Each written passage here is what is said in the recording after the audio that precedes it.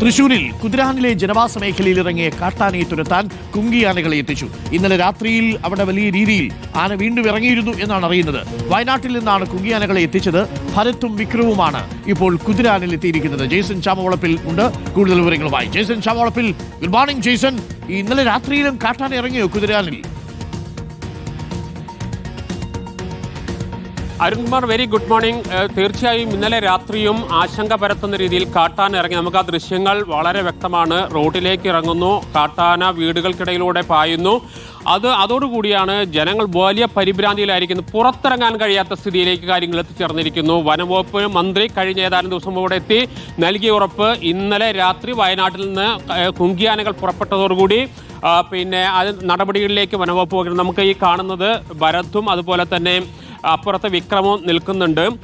പ്രധാനപ്പെട്ട പ്രശ്നം DFO നമ്മോട് സൂചിപ്പിച്ചത് ഈ കുങ്കിയാനകളെ കൊണ്ടുവന്ന് മയക്കുവെടി വെക്കുക എന്നത് ശ്രമകരമായ കാര്യമാണ്. കാരണം ഇത് ചെങ്കുത്തായ സ്ഥലമാണ്. ഒട്ടുമിക്കതും ഈ വനത്തിൻ്റെ ഭാഗം എന്ന് പറയുന്നത് ഈ കുതിരാൻ്റെ സമീപ പ്രദേശം എന്ന് പറയുന്നത് അവിടെ മയക്കുവെടി വെച്ച് ഒരു ആനയെ തളയ്ക്കുക എന്നത് ഏറെ പ്രയാസം നിറഞ്ഞ അതൊരു പ്രതിസന്ധി. മറ്റൊന്ന്, ഈ ആന രാത്രി മാത്രമാണ് ഇവിടെ പ്രത്യക്ഷപ്പെടുന്നതെന്നാണ് രണ്ടാമത്തെ പ്രതിസന്ധി. രാത്രി ആന വരുമ്പോൾ ഇത്തരത്തിലുള്ള ശ്രമങ്ങൾ, ആനയെ തളയ്ക്കാനോ ആനയെ നിയന്ത്രിക്കാനോ ഉള്ള ശ്രമങ്ങൾക്ക് പരിമിതിയുണ്ട്.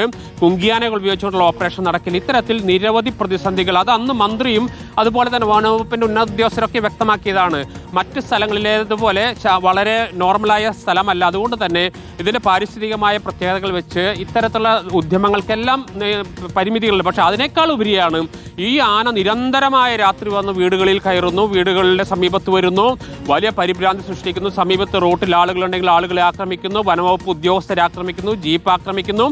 സന്ധ്യയാവുന്നതോടെ പുറത്തിറങ്ങാൻ കഴിയാത്ത സ്ഥിതിയിലേക്ക് കാര്യങ്ങൾ എത്തിച്ചേർക്കുന്നു. ഈ ആനയുടെ ടൈം എന്ന് പറയുന്നത് രാത്രി 9-നും 10-നും ഇടയിലാണ്. 9-നും 10-നും ഇടയിൽ ഒട്ടുമിക്ക ദിവസവും ഈ സമീപം 40ഓളം കുടുംബങ്ങൾ താമസിക്കുന്ന ഈ പ്രദേശം മുഴുവൻ ഈ ആന ആറാടുകയാണ് ചെയ്യുന്നത്. ഒരാൾക്കും പുറത്തിറങ്ങാൻ കഴിയില്ല.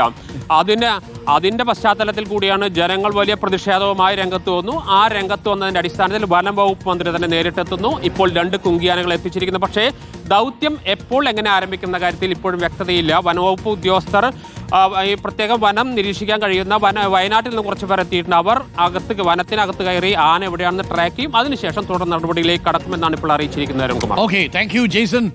അവിടെ ഇന്നലെ രാത്രിയിലും കാട്ടാന ഇറങ്ങി എന്നുള്ളതാണ്. കുതിരാൻ പ്രേക്ഷകർക്ക് അറിയാവുന്നതുപോലെ ദേശീയപാതയുടെ 500 മീറ്റർ അകലെ വരെ ഈ കാട്ടാന എത്തി രാത്രിയിൽ പരിഭ്രാന്തി സൃഷ്ടിച്ചു പോയ സാഹചര്യത്തിലാണ് ഇപ്പോൾ 2 കുങ്കിയാനകളെ എത്തിച്ചിരിക്കുന്നത്. ഇത്തവണ എത്തിച്ചിരിക്കുന്നത് കൊന്നിയിൽ നിന്നല്ല, വയനാട്ടിൽ നിന്നാണ് ഭരത്തും വിക്രമവും.